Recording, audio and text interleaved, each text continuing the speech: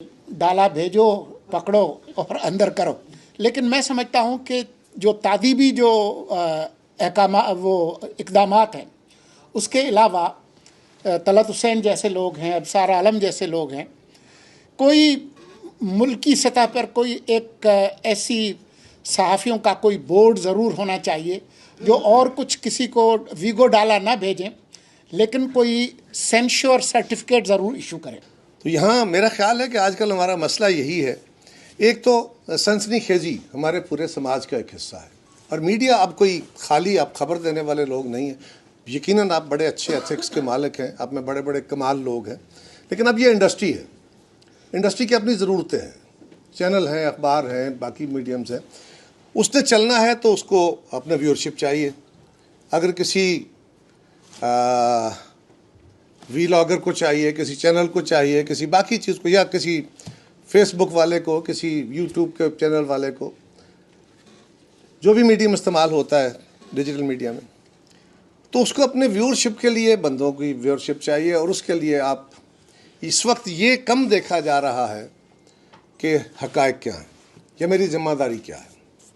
अब जितनी ज़्यादा सनसनीखेज़ी से खबर दे देते हैं, और ये भी ज़रूरी नहीं होता कि आप सारा कुछ झूठी बोल रहे होते हैं, फेक न्यूज़ नहीं भी होती बाज़ औक़ात, लेकिन उसको पेश इस तरह किया जाता है कि एक ख़ास पॉइंट पे आके छोड़ दिया जाता है कि आप अपना ओपिनियन अगर उस पर बनाना भी चाहें तो अल्टीमेटली वो ओपिनियन एक मसालेदार सा ओपिनियन बने तो काम चलता है।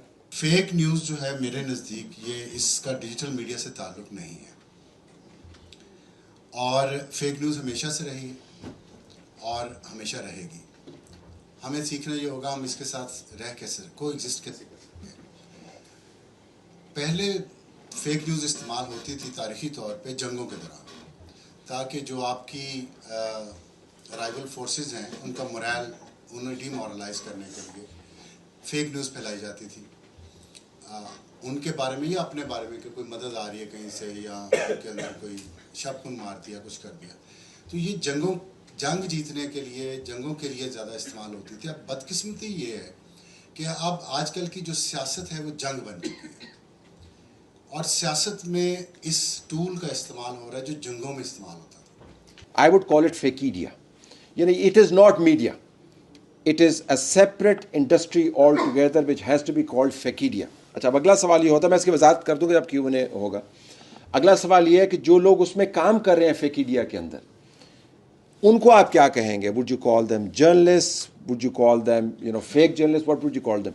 मेरी नज़र में वो एक अलहदा ब्रीड बन चुकी है, जिनकी ट्रेनिंग, जिनकी सोच, जिनका स्टाइल मैनुअल, जिनके अहदाफ मुकम्मल तौर पर मुख्तलिफ है। वो गलती वाले सहाफ़ी नहीं हैं।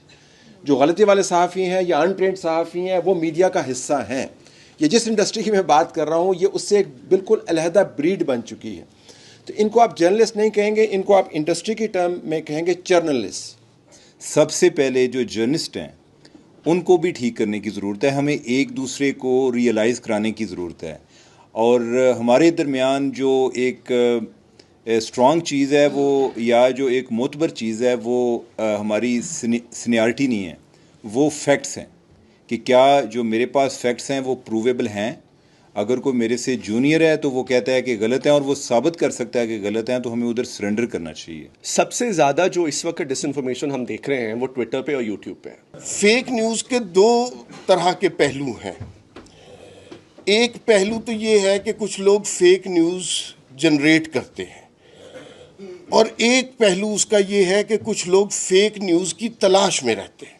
जैसे 5th जनरेशन वॉर शुरू की गई बड़ी ज़बरदस्त तरीके से, शायद बड़े माहिर काबिल लोग उसमें शामिल थे, लेकिन फिर जब उसको ख़त्म करने का वक्त आया तो उसको सही तरीके से लपेटा नहीं गया, और उसके छोटे छोटे टुकड़े, हिस्से, खुदरौ किस्म के पौधे, शाखें, टुकड़े, वो अब हमें चारों तरफ फैले हुए नज़र आते हैं। कि जो प्रोफेशनल जर्नलिस्ट है उससे गलती अगर होती है तो वो जजमेंट ऑफ एरर हो सकती है, कोई गलती हो सकती है, प्रोफेशनल गलती, अपने काम में गलती हर कोई कर सकता है, मगर वो रियलाइज़ करता है, वो अपोलोजाइज़ करता है, वो उसका मदावा करता है। फेक न्यूज़, और इस पे हमने इसलिए किया कि ये एक वाकई नीड ऑफ द आवर है। अभी आपने कोर कमांडर कॉन्फ्रेंस का एलामिया भी देखा होगा, लेकिन हमारे दोस्त गवाए कि ये हमने उससे पहले सोचा था।